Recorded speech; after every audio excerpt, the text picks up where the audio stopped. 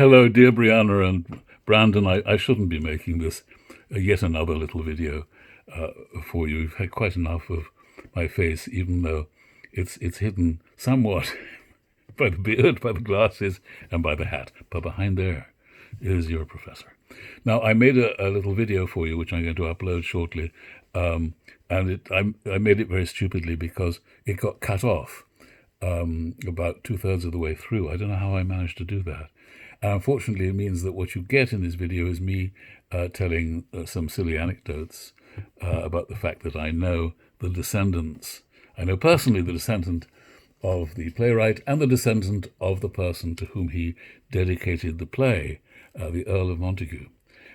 Anyway, this is not important and probably not fascinating. However, I lost time.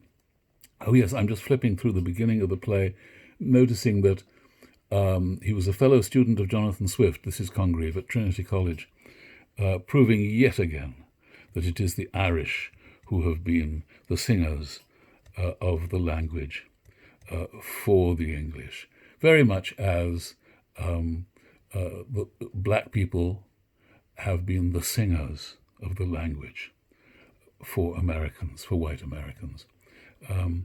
And the comparison can be continued from there. Anyway, I was just embarking on a little reading of the dedication by Congreve, in which he says, "My Lord," well, he doesn't say it like that. He says, "My Lord, whether the world will arraign me of vanity, accuse me of vanity or not, that I have presumed to dedicate this comedy to your lordship, I am yet in doubt." I don't know whether everyone's going to say, "Oh, that's a bit much, you expecting to climb as high as Ralph, Earl of Montagu with your dedication?" Though it may be, it is some degree of vanity even to doubt of it. And as I said at the end of my last, or where it broke off in my last video, this is Congreve being sort of super subtle, saying perhaps it shows vanity to even doubt whether my play would be acceptable to someone as glorious as you. One who has at any time had the honour of your lordship's conversation cannot be supposed to think very meanly of that which he would prefer to your perusal. That's to say, prefer meaning hand, give. Somebody who has had the honour of your conversation cannot be expected to be mealy-mouthed about the manuscript which he is about to dedicate to his lordship. Yet it were to incur the imputation of too much sufficiency, the opposite of a lack of humility, to pretend to such a merit as might abide the test of your lordship's censure. At the same time, I can't think too poorly of my work, since I have had the honour of your conversation. But if I were not to question whether it really has the merit has enough merit to abide the test of your lordship's censure, that would be too much sufficiency, self-sufficiency. So he subtly manoeuvres his bark between the extremes of arrogance and the extremes of too much humility.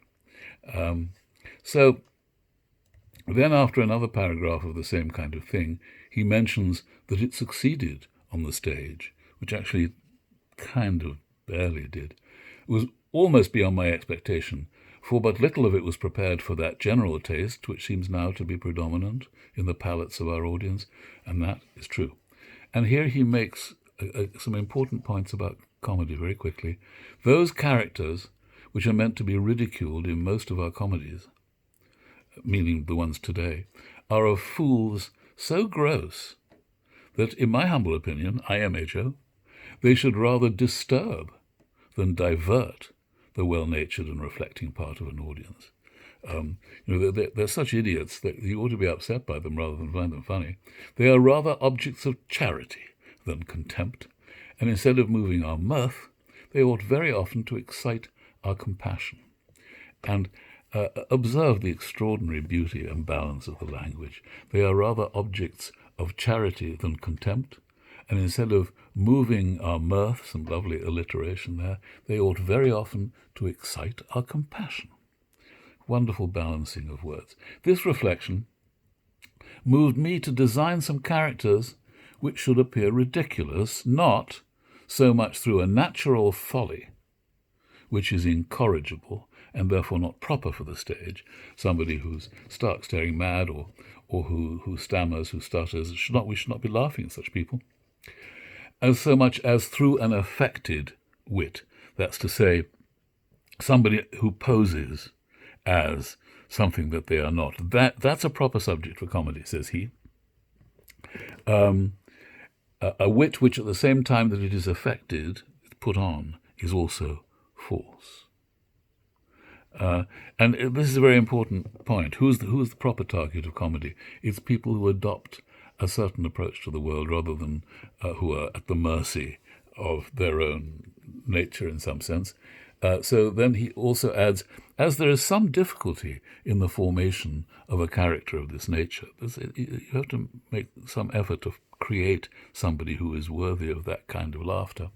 So there is some hazard which attends the progress of its success upon the stage. It's also you're taking a risk. For many come to a play so overcharged with criticism that they very often let fly their censure when through their rashness they've mistaken their aim. And he goes on to talk about that a bit, saying people come to the play to boo rather than to cheer, and often they miss their mark.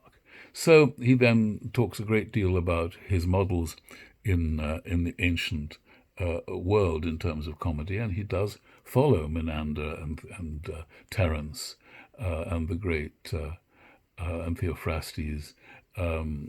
He does. He learns from them. He's a great classicist. So then he talks a bit about style, and he ends up saying, does he end up saying anything interesting? Not really.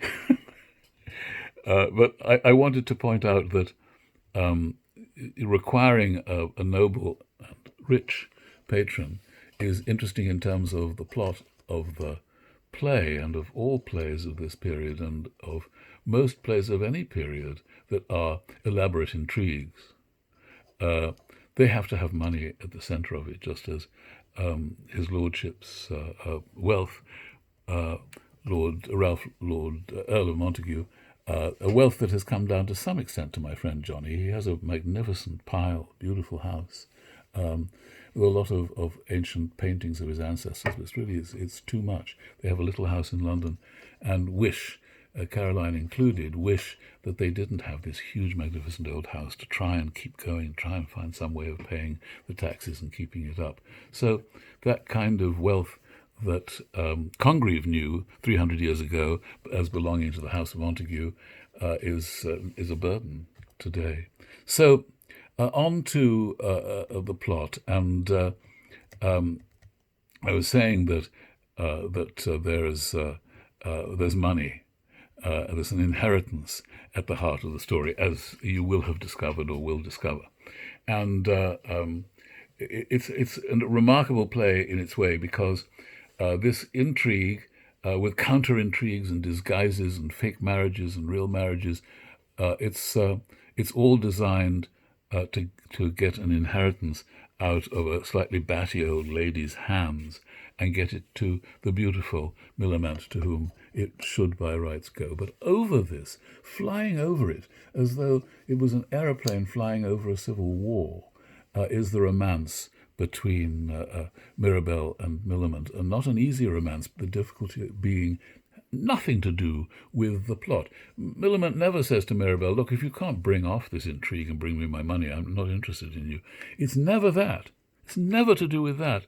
There are no obstacles for Mirabell to overcome, because Millamant is her own obstacle to herself. That is to say, the question is, can she bring herself to surrender? And it's a very good question. Can any of us bring ourselves to surrender? Some of us are longing to surrender, saying, please accept my surrender. But some of us are pretty leery of giving ourselves away. And it's in the nature of a wife in 1700, since it's exactly 1700 that we're talking about here, when this play was produced. Being a wife in 1700 was to be a chattel, was to be a possession, really, a property. And that's why she goes to great lengths, almost illegal, almost lawyerly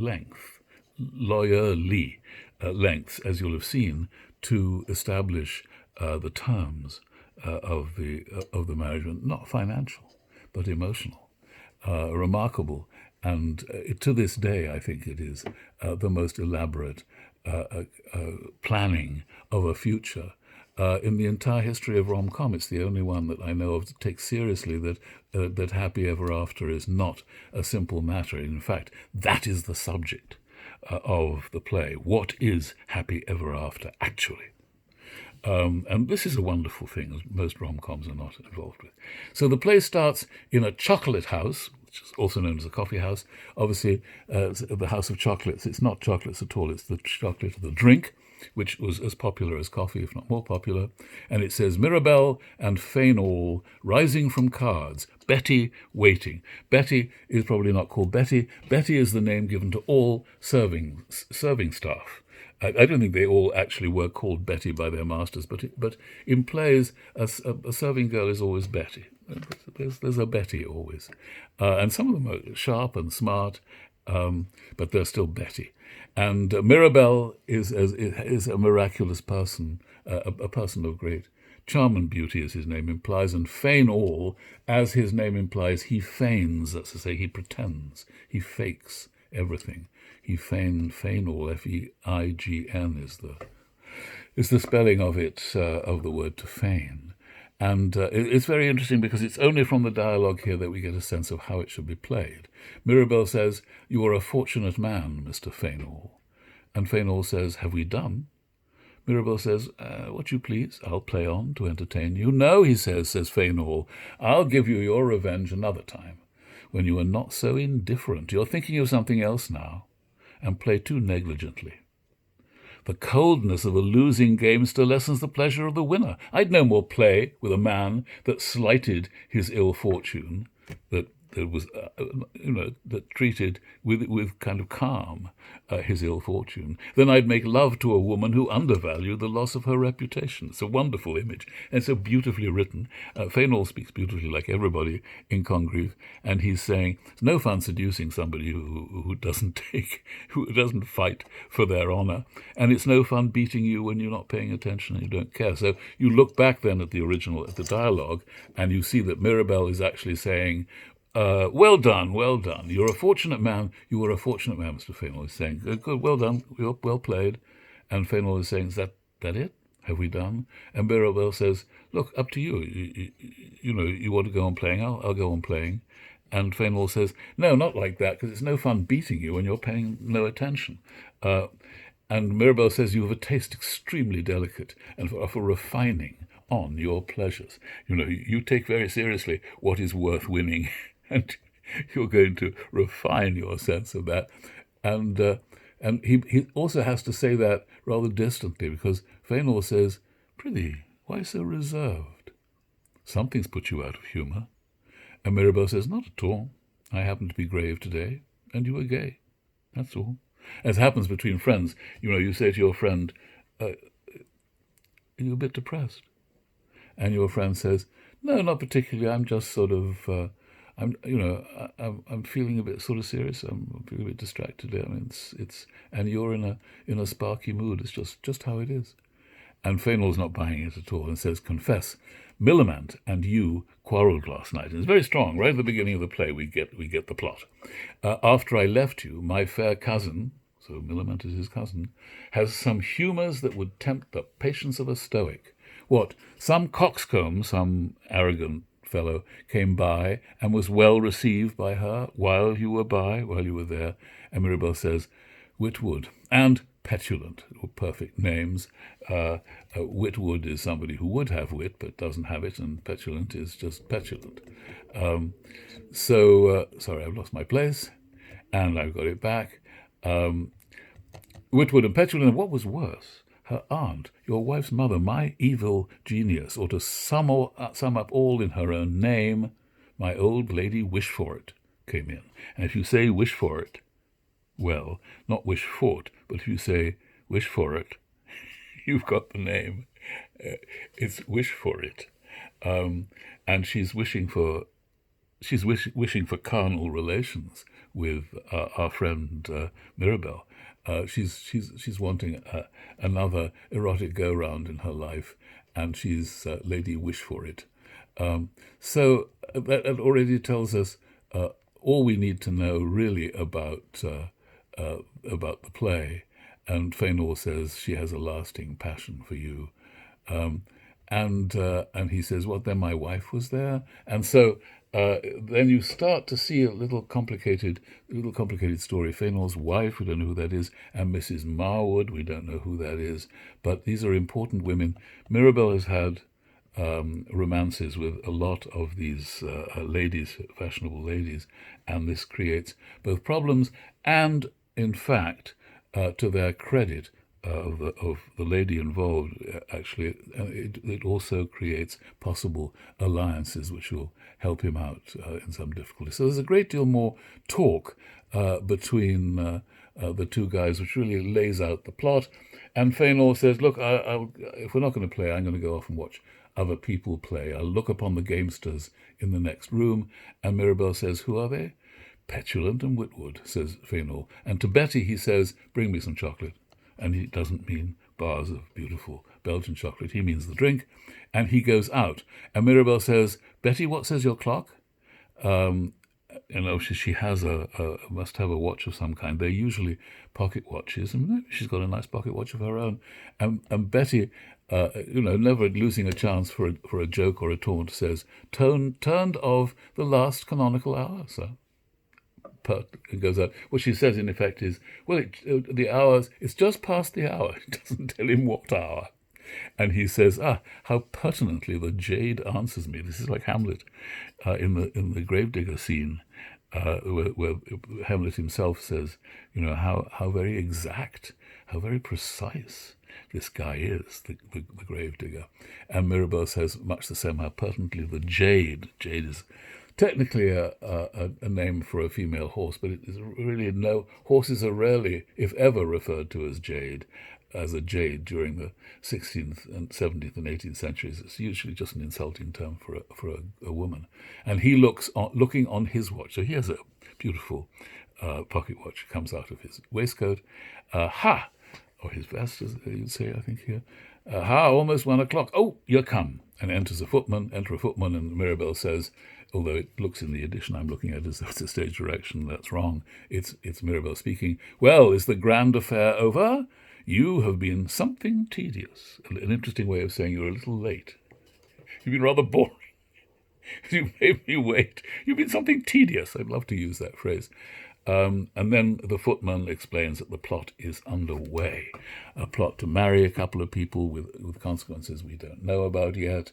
But the play is now launched, and the intrigues are launched, and I wish you well of them, and I wish you well of the struggle with them. But bear in mind, as you read, what I said about the important story here in this is the romance and the way it's conducted by Millamant, and how brilliantly she engineers a treaty, a deal on her own terms. The rest works out, will torture you with its complexity, but it all works out well. And it flat out all works out well. It's a rom-com. So enjoy, please, I hope. And I'm sorry that I had to send you 2 videos, and this video has run on past my allotted time. I wish you well. I hope you're safe and well.